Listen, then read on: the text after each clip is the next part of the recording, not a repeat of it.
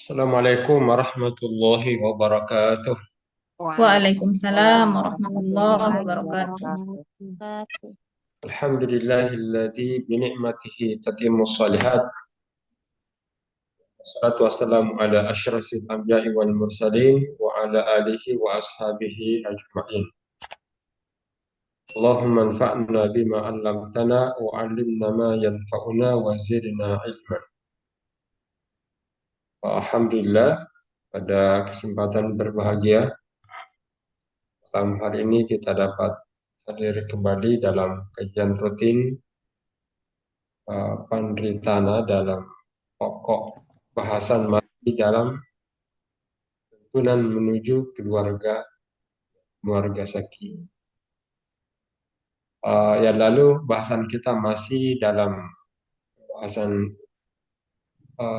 fungsi Fungsi keluarga keluarga. sakinah.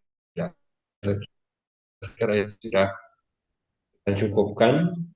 Nanti bahasan selanjutnya adalah terkait dengan pintu keluarga. Dalam hal ini adalah pernikahan. Ya, baik. Nah, terkait dengan topik ini, karena ini adalah bagian dari tuntunan keluarga, juga masuk dalam bahasan tuntunan keluarga sakinah. Karena kalau pintunya bagus tentu akan nyaman masuk di dalamnya. Perlu ada tuntunan juga. Ya, yakni bahwa pernikahan sebagai pijakan pembinaan keluarga. Di antara sunnatullah ya, dalam kehidupan kita dengan adanya perjodohan bagi semua makhluk. Jadi bukan hanya manusia, tapi semua makhluk itu ada perjodohannya. Jadi Allah menciptakan makhluknya berpasangan-pasangan. Karena dalam berpasangan itulah kehidupan itu bisa lestari. Contoh di dalam ayat Al-Quran di mana Allah jelaskan dalam surah Az-Zariyat ayat 59. Jadi di mana Allah Subhanahu wa taala berfirman, A'udzubillahi minasyaitonir rajim. Wa min kulli syai'in khalaqna zawjaini la'allakum tattaqun. Dan segala sesuatu kami ciptakan berpasangan. Dan segala sesuatu kami ciptakan berpasang-pasangan supaya kamu mengingat kebesaran Allah. Berarti di antara tanda-tanda kebesaran Allah itu yaitu adalah sunnah perjodohan atau keberpasangan. Ya, ada plus, ada minus, ada negatif, ada positif, ada proton, ada neutron, ya. Yang kesemuanya itu bagian dari Allah, ya. Terjadi kelestarian. Ya, dalam surah Yasin Allah menyatakan juga Subhanalladzi khalaqal azwaja kullaha. Yang maha suci Allah yang menciptakan ya pasangan-pasangan semua, ya semuanya.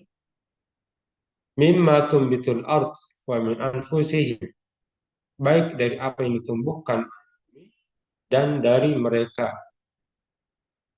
Wa mimma la ya'lamun maupun dari apa yang mereka tidak ketahui. Ya, itu konsep berpasangan dalam ciptaan Allah. Nah, perjodohan manusia itu diatur melalui hukum namanya hukum perkawinan. Untuk apa? Maksudnya agar eksistensi manusia sebagai makhluk yang dimanakan Allah dan untuk menunaikan misi kekhalifahan.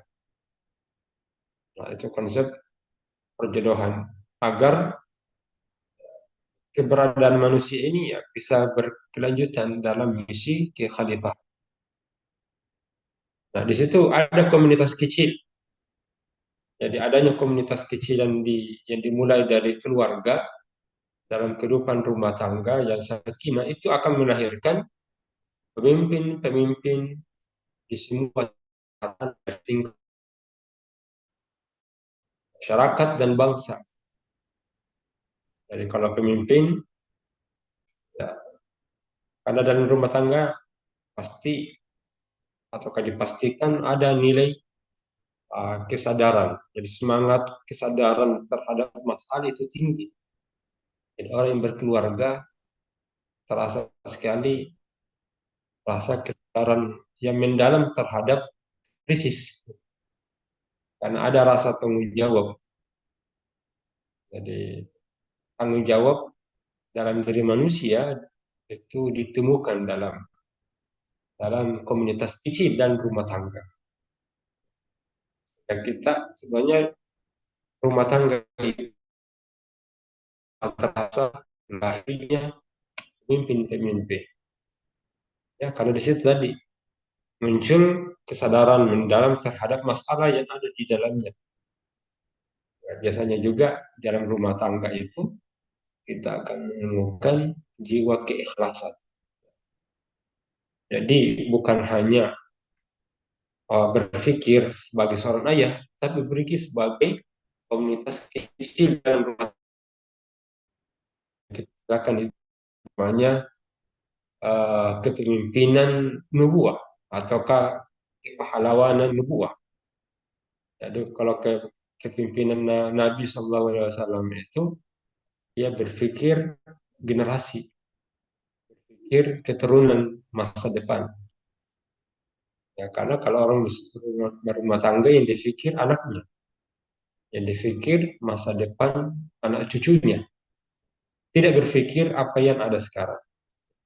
Dan itu pimpinan para nabi dan rasul, mereka berdakwah bukan hanya untuk dirinya, tapi untuk masa depannya, keturunannya. Seperti Nabi Ibrahim, itu berdoa untuk masa depan keluarganya, keturunannya. Sehingga doanya biasa, Rabbi ij'alni fi masalah wa min dzurriyyati. Jiwa-jiwa pemimpin. Terus juga kalau dalam rumah tangga mencari solusi, ada masalah, dipastikan mencari solusi keluar dari ini. Ya. Nah itu yang dimaksudkan. Maksud perjodohan laki-laki dan perempuan itu dalam rangka untuk melaksanakan tugas misi kekhalifahan. Dan itu bisa terbentuk di dalam rumah tangga. Untuk menjadi khalifah harus ada jiwa kepemimpinan. Dan itu ada di dalam. Baik, proses pernikahan dalam Islam itu diawali dengan ini sisi hukumnya, proses-prosesnya. Dimulai dengan pemilihan pasangan. Nah, oleh karena itu, karena ini bagian dari pintu masuk keluarga sakinah, maka bahasan keluarga sakinah juga membahas tentang ya, bagaimana pemilihan calon suami dan istri, pinangan dan menjelang hingga pelaksanaan pernikahan. Untuk memahami hakikat dan tujuan dari manfaat pernikahan itu. Baik, yang pertama, ini agak sedikit masuk ke hukum fikih yang diterapkan dengan fikih munakahat. Yang pertama, pemilihan calon suami istri. Ya, filosofinya bahwa kebahagiaan dan kesejahteraan hidup itu dalam berkeluarga itu pada dasarnya ditentukan oleh keserasian antara suami dan istri. Cocokan untuk bisa sejahtera dan bahagia ya, tentu ada keserasian. Nah, untuk memperoleh keserasian ini bahwa perkawinan yang dilakukan laki-laki dan perempuan tidak hanya sekedar suka sama suka. Ya, karena terkadang orang suka si A, si B misalnya, sudah mau menikah, tidak sebatas itu. Jadi seorang untuk memilih pasangan bukan hanya dia suka dengan dia, tapi melainkan di situ harus ada sekufu. Ini dalam bahasa disertasi bagaimana konsep pandangan Muhammadiyah tentang kufu dalam agama, kufu dalam pernikahan. Jadi salah satu hal yang dianjurkan pula itu ada konsep sekufu dari segi agamanya, dari segi agamanya. Yang kedua segi moral. Jadi kufu itu adanya kesamaan atau adanya keserasian dalam bidang agama. Walaupun mungkin dalam sisi derajat atau keturunan berbeda, tapi minimal ada keserasian dari sisi agama. Ya, maka tidak boleh menikah lain agama, karena itu bermasalah nantinya. Sisi lain serasi moralnya, akhlaknya, pendidikan sosial. Itu salah satu hal yang menjadi pertimbangan ya, dalam agama. Ya. Nah, tentang Nabi SAW menuntun kita tunkahul mar'atu li arba'in limaliha wa lihasabiha wa li jamaliha wa li diniha. Jadi Nabi menyampaikan bahwa wanita itu dinikahi karena 4 perkara. Karena hartanya, karena ya kekayaannya, karena status sosialnya, dan juga karena kecantikannya, dan juga karena kekuatan agamanya. Nah, kata Nabi, kalau mungkin 4 ini sulit didapatkan semuanya, fasbar bisa din. Pilihlah perempuan yang kuat agamanya, karena maka kamu pasti beruntung. Alibat ya. Nabi SAW telah menyatakan juga, nikahilah wanita itu ya karena kecantikannya. Sebab kecantikan itu mungkin kata Nabi SAW, janganlah kamu menikahi, jangan kamu menikahi semata karena kecantikan. Karena kecantikan itu mungkin akan menjerumuskan kamu kepada kerendahan budi. Tapi jangan pula kamu ini karena kekayaannya ya, semata. Karena kekayaan itu memungkinkan akan menarik kepada perbuatan yang tidak pantas. Tapi nikahilah perempuan atas pertimbangan kekuatan agama. Nah, sungguh budak perempuan yang beragama meskipun terpotong telinganya dan berkulit hitam lebih utama dinikahi ya dalam hal kekuatan agamanya, kalau saja hal yang lain tidak. Nah, kenapa? Jadi hadis ini itu menyatakan adanya pertimbangan utama dalam memilih pasangan, baik calon istri maupun calon suami, itu adalah agamanya. Karena inilah agama yang nanti memastikan kita bisa berkumpul, bisa tarik menarik antara satu dengan lain. Ya, kalau kemarin saya kasih sampaikan pengajian di PDM Kabupaten Goa terkait dengan bahwa dalam keluarga itu saling tarik menarik. Jadi kalau dalam rumah tangga, suami itu bisa menarik suaminya, suami bisa menarik istrinya, istri bisa menarik suaminya, ya anak juga demikian. Jadi kalau suaminya masuk surga, maka istri bisa ditarik juga, ataukah istrinya masuk surga, suaminya juga bisa ditarik. Kalau ya kesemuanya sekufu dalam agama. Jadi kata Allah, orang beriman kalau masuk surga, maka diikutkan pula bapaknya, neneknya, istrinya, bahkan ikut juga anaknya. Jadi itulah keberuntungan dalam rumah tangga itu, dalam keluarga, karena baikkan dirinya itu mempengaruhi bapaknya, istrinya, suaminya, dan anak-anaknya. Sehingga wajarlah kalau dalam hal memilih sangat sangat penting mempertimbangkan itu, bukan hanya di dunia tapi nanti di akhirat itu akan saling tarik menarik. Ya, dalam hal kalau keduanya itu sekufu dalam agama, seiman. Tapi kalau tidak seiman, tidak bisa menarik-narik ya selama-lamanya. Jadi pernikahan dengan orang yang seagama ya di dunia itu akan melancarkan perjalanan kehidupan berkeluarga.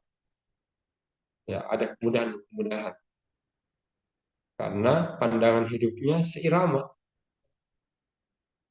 Kafa'ah dalam aspek agama bagi calon suami istri itu maksudnya sama-sama memiliki kesepahaman dalam keagamaan dan keislaman.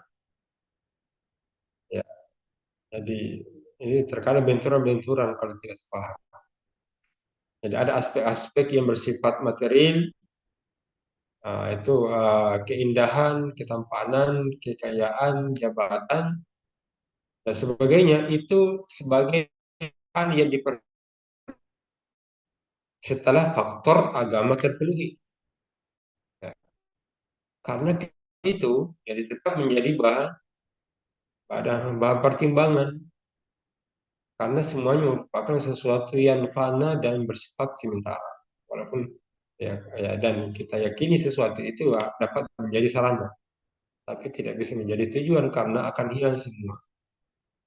Nah, maka dengan penekanan agama, maka aspek-aspek lain akan terwarnai biasanya.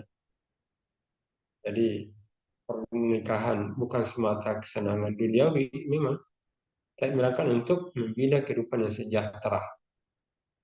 Nah, bahkan lebih dari itu, pernikahan itu kan untuk menjaga hifzuddin. Jadi karena bagian dari syariah, maka otomatis pernikahan itu bagian dari keselamatan agama. Akan menjadi nilai-nilai moral bagi anak, keturunan. Nah, kalau agama berbeda ini di antara keluarga, itu nanti saling menimbulkan goncangan. Dan otomatis dapat pula berakibat buruk terhadap anak. Makanya kita tidak makanya kita lihat tidak sedikit dari rumah tangga itu menjadi korban akibat perbedaan agama di antara anggota keluarga. Ya, terjadi keguncangan. Bahkan akibat buruk terhadap anak. Karena keyakinan mereka menjadi bisa terombang-ambing. Ya, maka menjadi tidak acuh terhadap agama. Pada akhirnya sulit untuk berkembang. Ya, membina ikatan cinta kasih agak sulit.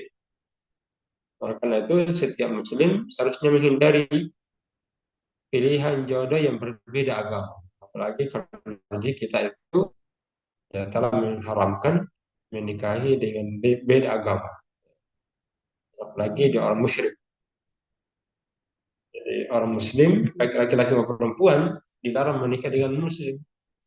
Kecuali kalau sudah beriman. Berarti dalam firman Allah, wala tankihul musyrikat hatta yu'minna. Jangan kamu menikahi wanita-wanita musyrik hingga mereka beriman.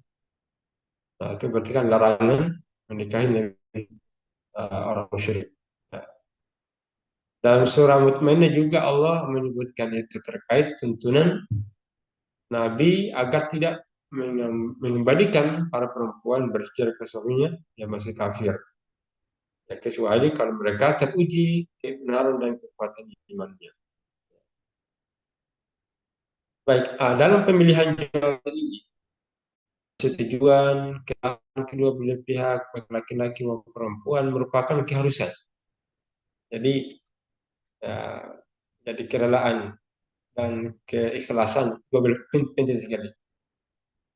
Hal ini karena dalam keluarga yang demokratis tidak dibenarkan ada paksaan dalam pernikahan.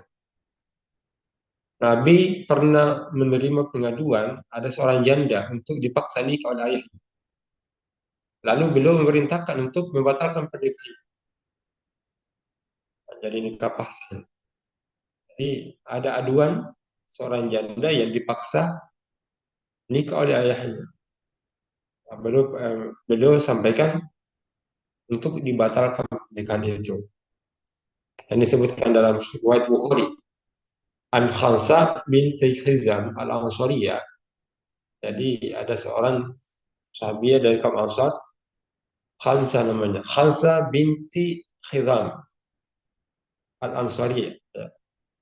Nah, beliau menyebutkan bahwa ayahnya itu pernah menikahkannya sedangkan dia seorang janda dan dia tidak menyukai hal itu. Nah, lalu dia datangi Nabi SAW, dan Nabi pun membatalkan pernikahannya. Jadi ini menunjukkan Nabi tidak boleh dipaksa di dalam nikah paksa.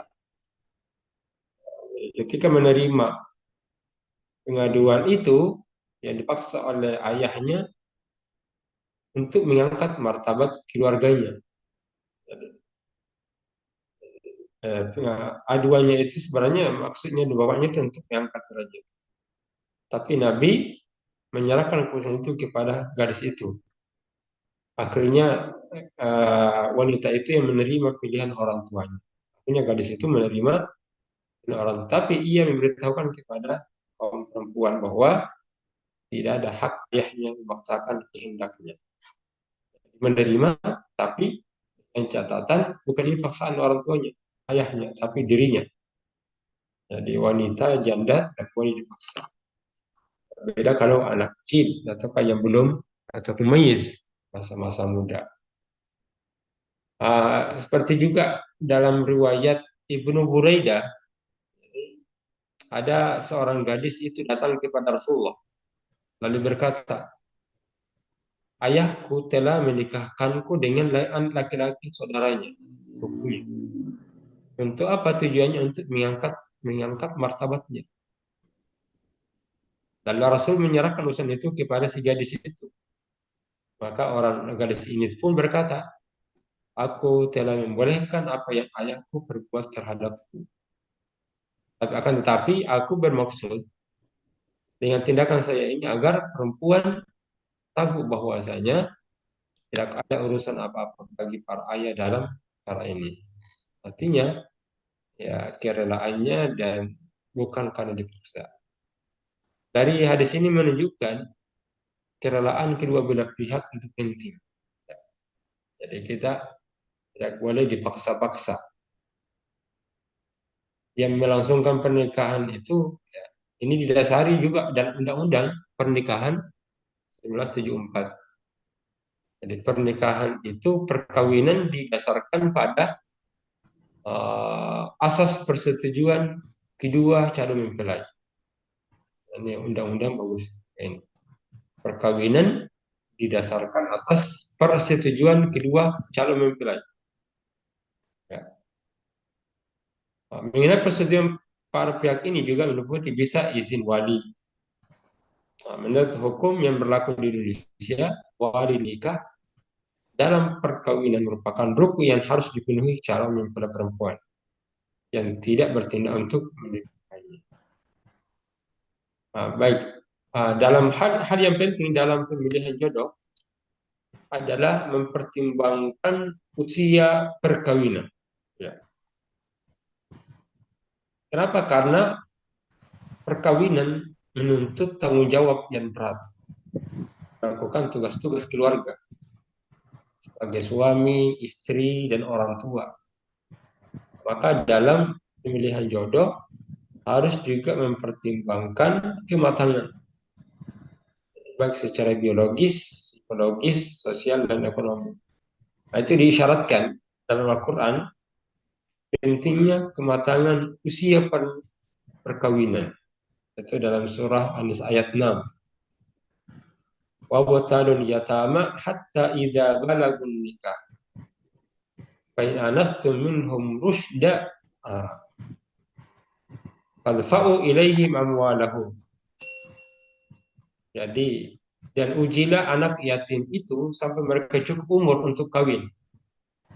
Kemudian jika menurut pendapat mereka telah cerdas, pandai memelihara harta, maka serahkanlah kepada mereka harta-hartanya. Ya. Nah, di dalam Undang-Undang Pasal 7 itu, jadi perkawinan hanya diizinkan bila pihak perempuan itu mencapai 9.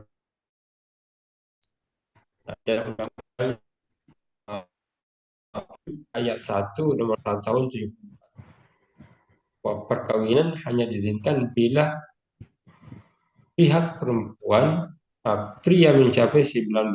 Ini undang-undang lama, 19. Sekarang ini ada perubahan, ada perubahan. Jadi kalau tahun 74 menikahnya itu 19 tahun. Untuk perempuan usianya 16. Ya. Dalam pasal 6 ayat 2, untuk melangsungkan perkawinan seorang yang belum mencapai 21 harus dapat izin kedua orang tua. Selanjutnya dalam pasal nomor 23 ini 2022, ini adanya perlindungan anak, tentang perlindungan anak menegaskan anak adalah seorang yang belum berusia 18. Jadi kategori anak itu ya 18 ke bawah tahun, termasuk anak yang masih dalam kandungan. Maka jika perempuan menikah pada usia 16 tahun, ini pada undang-undang ini masih terhitung sebagai perkawinan usia anak. Masih kecil, masih dianggap anak. Ini ada beberapa bagi masyarakat melaksanakan itu pernikahannya di bawah usia anak-anak. Ini alasannya karena Aisyah itu menikah dinikahi oleh Nabi pada usia 6 tahun. Dan ya mulai hidup bersamanya itu ketika usianya 9 tahun. Nah, bagaimana memahami ini hadis Nabi SAW? Bahwa Nabi menikahi Aisyah dalam usia 6 tahun dan mulai hidup bersamanya itu 9 tahun. Nah, ini hadis ini tentang pernikahannya Rasulullah. Ya, dan dijadikan sebagai rujukan untuk praktek pernikahan anak. Oleh karena itu riwayat yang menyebutkan Nabi menikahi Aisyah yang diduga saat itu usianya 6 tahun dan 9 tahun serumah dengan beliau. Ya, tapi bagaimana memahami, memposisikan dengan benar dari keterangan hadis ini bahwa Nabi menikahi Aisyah 6 tahun dan serumah dengan 9 tahun. Oleh Muhammadiyah memahami ayat hadis ini, perlu dibaca secara kritis hadis ini bahwa Aisyah dinikahi dalam usia 6 tahun.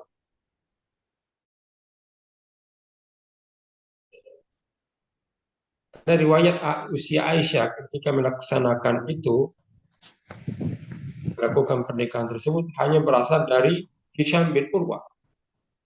Sehingga Hisham sendirilah yang menceritakan Aisyah saat dinikahi Nabi, tidak oleh Abu Hurairah atau Anas. Hisham pun baru meriwayatkan hadis itu pada saat di Irak ketika usianya mencapai 71. Kemudian Yakub mengatakan bahwa apa yang dituturkan Hisham sangat percaya kecuali yang diceritakan oleh Yakub. Penuturan Hisham dilaporkan ke penduduk Irak, sehingga menurut ahli bahwa tatkala usia Hisham itu sudah lanjut ingatannya sehingga menurun, dengan riwayat yang menyebutkan usia pernikahan Aisyah yang berasal itu ada termasuk hal yang diperselisihkan. Jadi yang masuk hal yang dipertentangkan. Jadi banyak yang mengkritisinya usia Aisyah ketika itu. Kemudian dalam riwayat Nabi itu disebutkan dalam riwayat bahwa Aisyah dipersunting oleh Nabi itu berdasarkan perintah Allah yang hadir dalam mimpi. Jadi ternyata persuntingan, jadi Aisyah dipersunting oleh Nabi itu berdasarkan perintah Allah yang hadir dalam mimpi. Itu seperti kisahnya Aisyah. Ini riwayat Al-Bukhari. Ternyata itu mimpi. Apa mimpi Nabi SAW itu di kisah Aisyah? anna nabiyya qala laha urituka fil manami marratain. Ini saking di bawah mimpi ini Aisyah oleh Rasulullah SAW. Aisyah menyatakan bahwa Nabi SAW itu pernah berkata kepadanya, saya melihat engkau itu dalam tidur 2 kali. Ya. Ara fil manami marrataini. Ara annaki fi saraqatin min harir. Wa yaqul hadhihi imra'atuka faqh anha fa idha hiya anti. Aqulu iyyaku hadha min indi lai yumlihi. Jadi Nabi ketika Aisyah meriwayatkan bahwa Nabi bersabda padanya, saya diperlihatkan kepadaku tentang dirimu dalam mimpi itu 2 kali. Dan saya mimpikan engkau Aisyah 2 kali. Nah, aku melihatmu itu pada sehelai sutra. Dan dia malaikat berkata kepadaku, inilah istrimu. Maka lihatlah, ternyata perempuan itu adalah dirimu. Lalu aku mengatakan, jika ini memang dari Allah, maka dia pasti akan menjadikan hal itu terjadi. Nah, di mimpi Nabi SAW yang disampaikan kepada dari Jibril. Nah, dalam kata ini perlu dicatat bahwa Aisyah adalah satu-satunya istri yang bersunting di waktu itu. Karena yang dilakukan Nabi itu disertai. Nah, demikian nikahannya Aisyah dimaksudkan sebagai cara untuk memelihara ilmu Islam yang berkaitan dengan ahwal saksiyah. Jadi karena apa yang dilakukan Nabi itu bersama Aisyah merupakan sumber keilmuan Islam. Nah, bahkan apalagi Aisyah meriwayatkan hadis-hadis Nabi terutama permasalahan perempuan dalam keluarga. Jadi salah satu hikmahnya kenapa Nabi menikahi Aisyah itu adalah mimpi Rasulullah, tapi setidaknya itu salah satu cara atau strategi Nabi untuk menjaga agama ini dengan menikahi Aisyah yang kuat hafalannya dan cemerlang otaknya. Jadi akalnya sangat yes otaknya, sehingga mampu menjaga sampai Nabi yang tidak bisa diruatkan orang lain. Makanya Nabi itu dan diterima oleh Aisyah. Sehingga termasuk perawi yang terbanyak hadis itu adalah Aisyah. Ya, yang diterima oleh Aisyah dalam rumah tangga. Itu salah satu hikmahnya karena banyak pesan agama itu terjaga lewat hadis Nabi kepada Aisyah radhiyallahu anha. Baik. Kemudian hal yang lain ya terkait dengan perjodohan itu ada istilah pelamaran. Jadi dalam pemilihan jodoh maka langkah kedua adalah khitbah namanya dalam bahasa Indonesia adalah peminangan. Jadi apabila sudah ada kecocokan antara suami dan calon istri, maka langkah berikutnya adalah meminang. Nah, apa maslahatnya? Apa kemanfaatannya itu? Itu untuk menjaga ketertiban dan kemaslahatan hubungan keduanya. Jadi itu kalau sudah cocok, ya langkah selanjutnya adalah pinangan itu untuk menjaga kemaslahatan. Karena Islam tidak membenarkan seorang laki-laki meminang perempuan yang sudah dipinang dan perempuan yang sedang menjalani iddah. Nah, selain ini, salah satu ukurannya kalau orang sudah dilamar maka laki-laki tidak boleh datang untuk melamarnya. Kemudian tidak boleh juga dilamar adalah yang masa iddah yang baru ditinggal suami ataukah ditinggal wafat oleh suaminya. Nah, itulah yang kita istilahkan dalam fikih munakat disebut dengan khitbah. Nah, dalam masa khitbah dan pinangan ini itu berarti sudah ada ikatan janji untuk melaksanakan pernikahan. Tetapi ini tidak berarti hubungan pergaulan laki-laki dan perempuan pada masa khidbah itu tidak ada batasannya, ya tetap ada karena belum berubah status. Sehingga pergaulan laki-laki dan perempuan pada masa khidbah harus tetap dijaga dan dilakukan secara Islami sampai nanti tiba saatnya akad nikah. Jadi dalam Islam tidak kenal konsep tunangan yang keluar dari batas akhlak pergaulan laki-laki dan mukmin dan perempuan. Jadi jangan sampai setelah tunangan seperti suami istri itu tidak tepat. Ada istilah lagi pacaran Islami itu yang atau istilahnya dengan ta'aruf itu yang cukup menjadi sorotan oleh majelis tarji di mana ini banyak terjadi di masyarakat. Jadi fenomena masyarakat dewasa ini supaya diartikan sebagai perkenalan sebelum menikah. Nah, tiga hal yang bersifat fundamental itu dibangun, ya. Nanti dalam hal membangun interaksi antara laki-laki itu minimal ada tiga. Jadi upaya preventif secara personal, berarti kesadaran diri laki-laki dan perempuan untuk menjaga kesucian diri.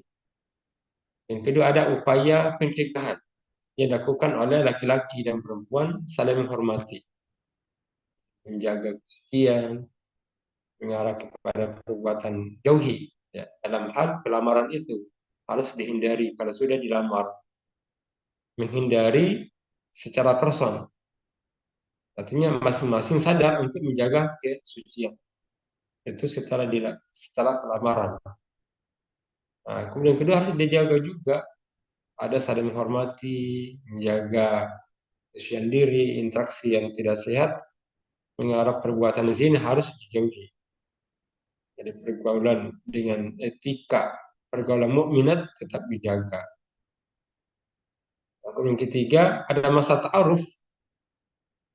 Itu merupakan masa terjadinya proses saling khitbah ya, mengenal antara satu dengan yang lain. Jadi itu dibangun supaya mampu mengembangkan sisi positifnya masing-masing. Itu dilakukan sebagai ikhtiar untuk mewujudkan kestabilan. Tapi dalam masa khidbah tidak boleh ya berlamaan, nah, karena nanti muncul fitnah di dalamnya. Nah, baik, saya kira ini karena sudah jam 9 dan 10 yang kita buka, mungkin kalau ada yang nanti ada pertanyaan ya, malam ini saya cukupkan saja untuk dua hukum seputar pernikahan. Jadi baik yang pertama tentang mana memilih ya, eh, calon suami istri, dan yang kedua adalah peminangan atau diserahkan dengan ya, nanti dalam bahasan hakikat dan yang menjadi hukum di dalamnya. Baik, saya kembalikan dulu. Allah. Iya, terima kasih Ustadz. Materi malam ini menarik sekali terkait dengan pintu masuk keluarga yaitu pernikahan. Ada banyak hal yang mesti dipersiapkan karena menikah sejatinya adalah ibadah terpanjang yang akan kita jalani bukan hanya di dunia tapi juga di akhirat. Silahkan teman-teman jika ada yang ingin ditanyakan. Tadi sudah ada beberapa yang disampaikan Ustadz terkait dengan pintu masuk keluarga atau pernikahan. Yang pertama, fikih munakahah, pemilihan calon suami atau istri, apa yang mesti disiapkan ya. Kemudian tentang melamar atau hitbah. Silahkan, saya persilahkan untuk yang raise hand, Yunda Herna untuk menyampaikan pertanyaannya, silahkan. Ya. Terima kasih. Bismillahirrahmanirrahim. Terkait Ustaz, saya teringat dulu almarhum Kiai Jamal mengatakan nanti misalnya Erna sarjana akan dapatkan petani saya protes waktu itu. Bagaimana ceritanya Ustadz itu sekufu? Kalau saya sarjana terus saya dapatkan petani. Jadi beliau mengatakan, bukan petani biasa, juragan petani yang sudah master. Tapi ini bukan soal saya Ustadz, karena memang ternyata di sisi lain ada yang banyak yang kejadian seperti itu. Di keluarga saya sendiri ada perempuannya sarjana, sementara suaminya bukan. Nah, dari situ bahkan suaminya tidak dari segi kayaknya. Nah, di situ muncullah apa ya perselisihan, tapi tetap dinikahkan. Meskipun awalnya banyak masalah karena itu tadi ini dari segi pendidikan tidak sesuai dan lain sebagainya. Nah, apakah misalkan itu tadi ada yang sarjana kemudian ketemu dengan ini yang bukan sarjana, jadi dari segi pengetahuan agama ataupun pengetahuan yang lainnya tidak sebanding. Nah, apakah yang seperti ini dan juga contoh-contoh kasus yang lainnya termasuk tidak sekufu, Ustaz, ataukah yang dimaksud sekufu itu bisa nanti pada saat proses menjalani pernikahan itu? Syukran, Ustaz. Ya, baik. Jadi Ya, langsung dijawab saja, Ustaz. Ya, jadi pada posisinya kufu itu kan artinya serasi. Jadi keserasian, kesepadanan. Maka kemampuan untuk menyelesaikan antara suami dan istri ataukah laki dan perempuan itu. Maka salah satu langkah fisiknya itu adalah dari segi agama. Jelasnya itu sudah jelas sekali. Garisnya tidak boleh menikah non-muslim. Karena ini dampaknya sangat besar sekali. Pun kalau nanti terjadi upaya untuk menyesuaikan, misalnya dia masuk Islam atau lain lagi kan, jadi pada dia masuk Islam. Adapun yang lain yang terkait dengan tingkat pendidikan, ya, perlu menjadi pertimbangan, ya, perbedaan. Karena kematangan berpikir kan tentu beda.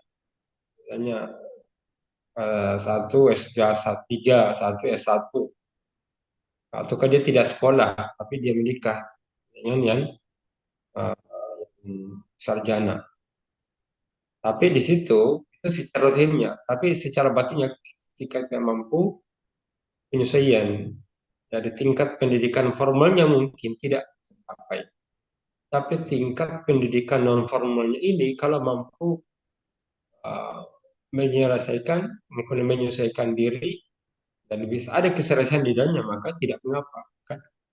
Sebenarnya kan tingkat kematangan.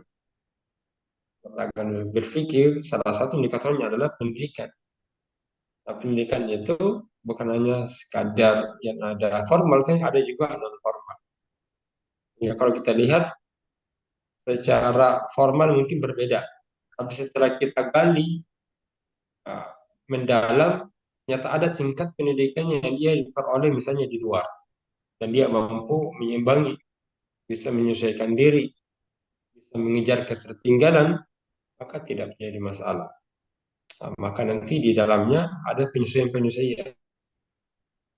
Ya, karena Nabi SAW juga menikahkan dari suku lain. Misalnya dari suku Quraisy, dinikahkan dengan yang tidak. Jadi itu ada ilat di dalamnya. Jadi kufu itu adalah keserasian. Ya, hanya kita melihat apa yang tampak-tampak. Ya, misalnya dari garis keturunan, dari segi status sosial, itu yang zahir-zahirnya. Nah, di mana zahir itu merupakan langkah awal. Jadi pintu masuknya di situ. Tapi yang lebih penting lagi dari pintu zahirnya itu adalah batinnya. Batinnya adalah secara maknawi. Jadi kalau ternyata dia mampu membangun keserasian walaupun tingkat pendidikannya berbeda, maka ya tidak jadi masalah. Jadi cukup itu adalah kemampuan untuk adanya keselarasan, menyelaraskan di dalam rumah tangga. Itu biasanya tingkat kemampuan dari dalam formal atau non formal. Pun kalau nanti terjadi yang jelas tidak berbeda dalam agama, maka tadi sudah tepat. Ketika dinikahkan kelihatan berbeda, tapi keduanya mampu membangun keserasian di dalamnya, maka bagus. Sekarang tentu dalam hal memenuhi kriteria yang dimaksudkan, terkadang-kadang sulit untuk ditemukan. Ya, maka disitulah tingkat kemampuan untuk menyesuaikan diri dan istilahnya mengambil kemudaratan yang lebih ringan, sambil membangun saat menikah, membangun keserasian lewat belajar bersama ilmu. Hanya kenapa itu dilakukan karena secara dirinya memang orang yang berbeda tingkat pendidikannya otomatis beda cara berpikir. Maka di situ ada ikhtiar awal, tapi tidak menjadi tolak ukur utama. Nah, bisa saja banyak kita temukan misteri jauh sekali perbedaan pendidikan, tapi bisa berinteraksi bagus karena ada inovasi-inovasi dan pembuatan. Ya, seperti itu wallahu a'lam.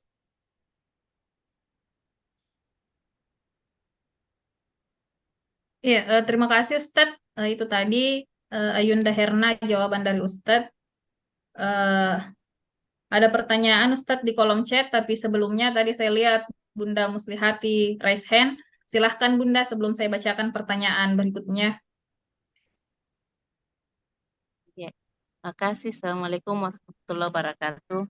Waalaikumsalam warahmatullahi Alhamdulillah sangat menarik materi pada malam ini. Yang ingin saya tanyakan Ustadz adalah pertama biasanya eh, kalau seorang ingin mengadakan pesta pernikahan dan itu banyak terjadi di masyarakat, banyak hal yang dia kerjakan seperti eh, eh, apa itu di pasili sebelumnya itu Ustaz apa itu sudah lagi menikah ada istilah Pak Bajikang Pak Bajikang dulu Ustaz kembali ke kembali ke pasili pernah itu Ustaz kami tegur tetapi dia mengatakan begini ini Kak Anu Ji kebiasaan orang tua Ji tidak ada Ji niat-niat lain. Jadi saya sempat mengatakan bahwa itu yang salah kalau umpamanya tidak pasili baru kita bilang nanti kecelakaannya ada apa-apanya dibilang gara-gara tenan apa pasili ini begini.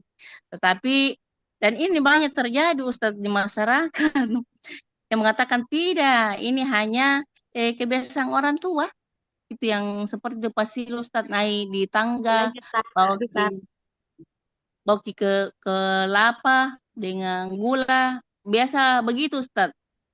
Kemudian itu pada Korontigi juga Ustadz. Yang hal-hal seperti itu banyak terjadi di masyarakat. Sebenarnya itu Ustadz bagaimana itu yang hal seperti itu Ustadz. Iya, makasih. Ya, baik. Kalau dalam paham keagamaan di Muhammadiyah kan itu ada wawasan tajdid. Jadi tajdid itu dimaknai di mana aspek agama ada 3, ada 4. Ada akidah, ada akhlak, ada ibadat, ada muamalat.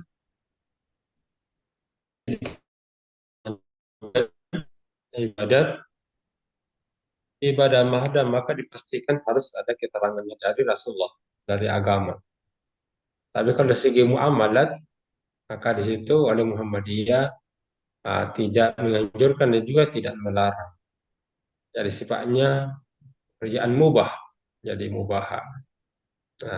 Jadi mubah karena itu masuk dalam hal muamalat. Ya, oleh Muhammadiyah diserahkan dengan adanya dinamisasi, perlu dikembangkan. Nah, tradisi-tradisi yang terjadi di masyarakat kita itu beragam. Di Unismu ada jurusan syariah, ahwal saksiyah. Itu penelitiannya banyak sekali. Penelitian mahasiswa terkait dengan kebiasaan-kebiasaan pernikahan. Nah, itu tadi ada istilahnya, ada tradisi pasambo, ada tradisi mapacin, ada tradisi mapaji, mapaji, atau modernnya lagi ada wedding before, ya, hafla wedding sebelum pernikahan itu. Ya, ini pada prinsipnya kalau muamalat itu adalah, ya, tidak boleh ada unsur kezaliman ataukah tabzir, mubazir, ataukah yang lain ada spekulasi.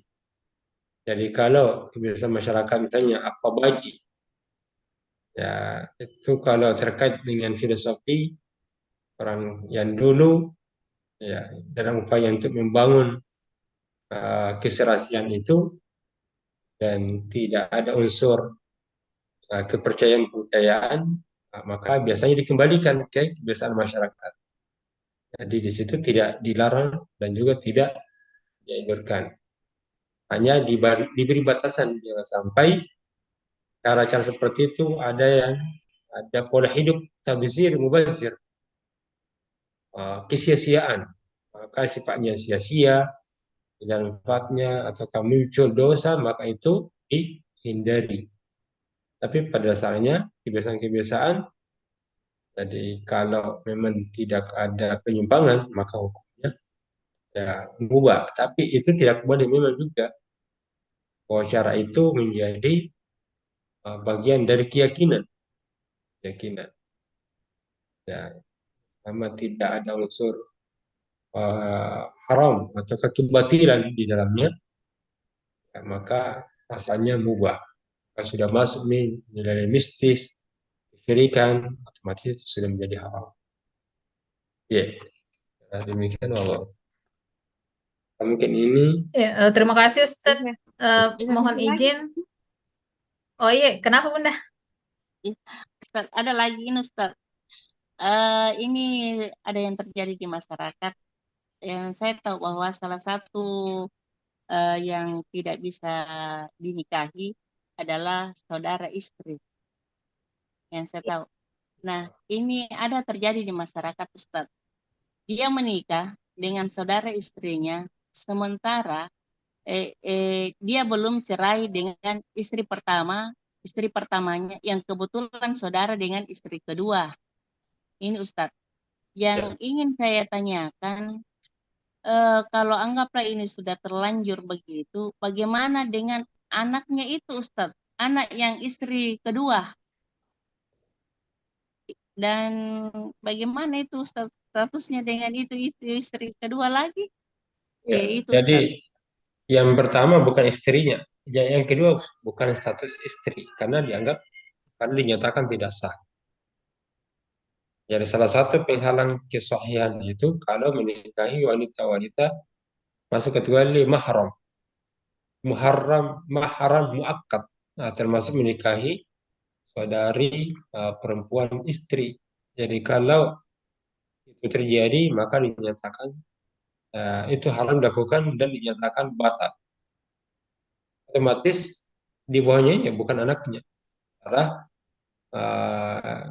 cara agama, ya, sehingga turunannya itu dia tidak peroleh, walian tidak dapat, ya, sama dengan pernikahan anak zina kan termasuk itu, anak zina karena dia lahir dari wanita yang bukan suaminya, bukan istrinya sebenarnya. tidak sah. Dianggap tidak sah, maka harus dipisahkan. Anaknya juga itu bukan anaknya, sehingga tidak ada kewarisan nanti. Nah, kalau dia pada perempuan tidak ada kewalian,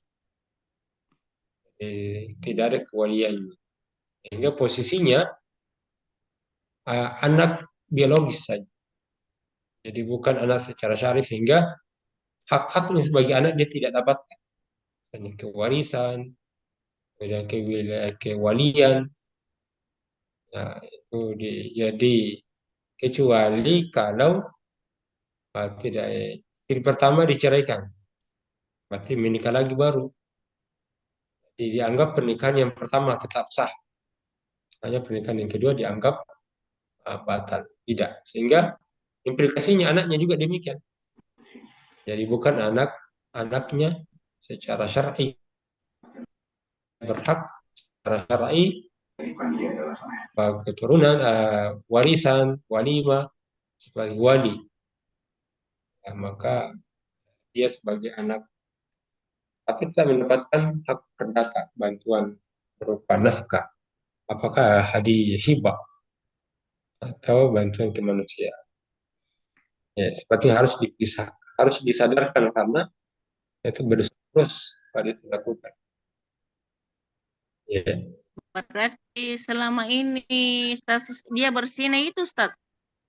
ya dianggap bukan suaminya, bukan istrinya. Ya, sama berarti ya tidak sah pernikahannya, berarti berzina. Nah, harus dipisahkan. Berarti Kecuali itu Ustaz anaknya nanti anggaplah dia anaknya perempuan tidak boleh pakai binti ayahnya, nama ayahnya. iya tidak boleh karena itu bukan ayahnya. Iya. Jadi tidak dapat mendapat nasab dari Anak yang bapaknya. lahir tidak dinasabkan ke ayahnya, Ustadz Di. Iya, ya tidak nasab kepada ayahnya, bukan ayahnya. Berarti kalau nanti menikah itu Ustaz wali hakim. Ya, wali hakim betul. Wali. Karena tidak ada walinya dia dari pihak bapak, maka yang nikahkan adalah wali hakim. Ya. Baik Tapi Ustadz, terima jadi sama. kasih. Cukup mungkin Bunda ya, nanti kita Iya, akan iya, iya. lanjut di pertemuan berikutnya karena ada 2 pertanyaan di kolom chat. Mohon maaf Bunda, ini ada dari Ayunda Wardah dari PDN Apalopo. Saya izin bacakan Ustadz, ada teman yang bertanya, ikhtiar yang bisa dilakukan jika dalam berumah tangga memiliki suami yang paham agama tapi ternyata dalam pengasuhan anak, si suami belum menyadari perannya sebagai seorang ayah. Semua pengasuhan dilimpahkan penuh kepada sang ibu atau istri. Mohon ditanggapi Ustadz. Ya, ini kalau begini, wadzakir fa'inna dzikratan fa'al mu'minin, kasih nasihat. Jadi perlu nasihat pernikahan yang kedua kalinya lagi. Jadi pihak kan suami itu adalah ra'i, dia adalah perawat. Jadi kullukum ra'in wa kullukum mas'ulun an ra'iyatihi. Jadi ra'i itu asalnya adalah perawat. Jadi bukan perawat dokter saja, tapi semua yang diberi tanggung jawab itu disebut perawat. Berarti di antara katanya adalah kalau dia jawab, dia perawat berarti dia harus bertanggung jawab pendidikannya, kemudian nanti dirawat ya harus dicintai. Nah, maka bertanggung jawab dan mencintai itulah pola atau cara untuk bisa merawat keluarga. Nah, bagaimana bisa mencapai itu? Tanggung jawabnya dia harus paham. Maka di situ ada banyak hak-hak suami, ada hak-hak istri, ada hak-hak anak. Nah, di mana itu dibangun atas dasar tadi mencintai keluarga. Dari situlah ada dorongan untuk merawatnya, dorongan untuk mengembangkan dan menjaga agar kualitas rumah tangganya tinggi, makin berkualitas dalam rumah tangga. Itu perlu diingatkan. Wadzakir berarti lupa mungkin kesadarannya. Maka caranya adalah penguatan kesadaran akan tanggung jawab. Tanggung jawab. Ada satu tadi saya kutipkan ini cerita. Ada seorang itu datang kepada kepada Umar. Dia langsung menyampaikan, ya Rasul saya Umar mengatakan, kenapa kamu ceraikan istrimu? Kata orang itu, ya saya carikan karena sudah tua. Apa kata Umar? Aina ri'ayah. Ya, di mana ri'ayah itu dari kata yar'a, di mana nilai perawatan, artinya tanggung jawabmu dan jadi kalau kan ri'ayah dan tanggung jawab dan di mana penjagaanmu. Ya, apa kamu bertanggung jawab atau kamu merawatnya? Nah, itulah pemimpin. Jadi pemimpin itu ya harus mampu merawat yang tadi jawab dan mencintai. Nah, samalah salah satu bentuk kecintaan dan rumah tangga itu pastikan dia akan berpikir untuk masa depan anaknya, depan keluarganya, dan cucunya juga akan diperhatikan. Nah, itulah jiwa pemimpin. Nah, pemimpin yang ada kesadaran mendalam akan masalah yang ada di rumahnya, masalah yang ada di dalam rumah tangga itu, lalu dia berpikir untuk masa depan generasi-generasi yang bukan hanya sekarang, masa yang akan datang. Dan ketiga, dia akan berusaha untuk mencari solusinya kalau ada masalah di dalam. Itulah pembelajaran, itulah pembelajar para pemimpin. Lalu mau mencari ilmu untuk bisa mendapatkan solusi. Nah, ilmu pengetahuan itu adalah instrumen. Tapi sebaik-baik pemahaman itu adalah pemahaman agama. Tapi agama bukan hanya sekedar dihafal, tapi dirasakan dengan hati dan juga bisa disadari dalam jiwa. Nah, itu dia nanti melahirkan sikap dan perilaku yang tepat dalam berkeluarga. Ya, baik. Kira demikian mungkin. Ya, terima kasih Ustadz. Ya, itu ya penjelasan Ustadz terkait pertanyaan dari Ayunda Wardah. Pertanyaan terakhir mungkin Ustadz, kita menuju pukul 22, 14 menit lagi dari mohon izin karena tidak ada namanya. Jadi saya bacakan saja pertanyaannya mengenai sekufu juga Ustadz. Waktu saya kuliah saat itu saya mendengar salah satu dosen menyampaikan bahwa lelaki muslim boleh saja menikahi wanita non-muslim asalkan si wanita ini taat dalam agama yang diyakininya. Tapi bagaimana mengukur tingkat ketaatan penganut agama lain dengan konteks sekarang, apalagi ajaran agama yang dulunya berdasarkan syariat tapi kemudian berubah. Mohon pencerahannya Ustadz. Ya, memang itu dalam masuk khilafiyah terkait dengan laki-laki muslim menikah dengan wanita non-muslimah. Ya, sebagian ulama membolehkan itu karena firman Allah, wal muhsanatu min nisa'i lama malakat iman, dan nikahilah wanita-wanita muhsan, yaitu ahli kitab. Ya, hanya dalam konteks sekarang itu secara kontekstual, ini kalau kita di Muhammadiyah itu mengharamkan nikah beda agama, dan juga undang demikian karena tingkat kemudaratan yang ditimbulkan itu sangat besar sekali. Beda agama, bagi anaknya. Apalagi kalau perempuan untuk merubah anaknya itu. Bahkan punya peran besar dalam rumah tangga. Hingga laki-laki yang lemah bisa terbawa dan tergadaikan keimanannya. Nah, sehingga dengan pendekatan kemaslahatan, maka itu harus dihindari. Walaupun secara syar'inya, secara tekstualnya dibolehkan. Tapi secara kontekstual, dengan pertimbangkan kemudaratan, itu banyak mudarat yang timbul. Maka kalau di undang-undang itu tidak boleh menikah beda agama, dan oleh tarjih juga membenarkan. Karena tingkat kemudaratan yang dipastikan timbul saat itu dengan muslimah. Baik, saya kira demikian. Cukup. Terima kasih Ustadz. Itu tadi beberapa pertanyaan yang sudah diberikan pencerahan oleh Ustadz terkait dengan materi kita malam ini, yaitu pintu masuk keluarga atau pernikahan yang masih dalam bahasan tuntunan menuju keluarga sakinah. Sebelum berakhir Ustadz, kami mohon kesediaannya untuk memberikan closing statement untuk materi kita malam ini. Silahkan Ustadz. Ya, baik. Dalam pemilihan calon suami atau istri, dan juga dalam hal khitbah itu ada pesan bahwa kita harus mempersiapkan diri. Nah, persiapan diri itu masuk kategori menjaga diri kita.